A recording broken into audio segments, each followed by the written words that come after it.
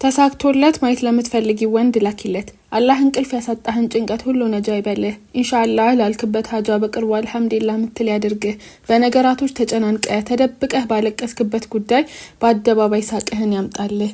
ሐላል የሆነውን የማያለፋውን ርዝቅ ጀባ ይበልህ። የመስጂድ እርግብ አላህ ያድርግህ። ለዘር ዙሪያህ የምትተርፍ ያድርግህ።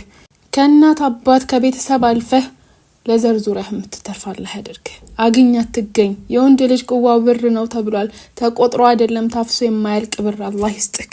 አብሽር ደግሞ ደርሰሃል። ትንሽ ነው የቀረ። በርታ በል። በጣም ትንሽ ኢንሻአላህ።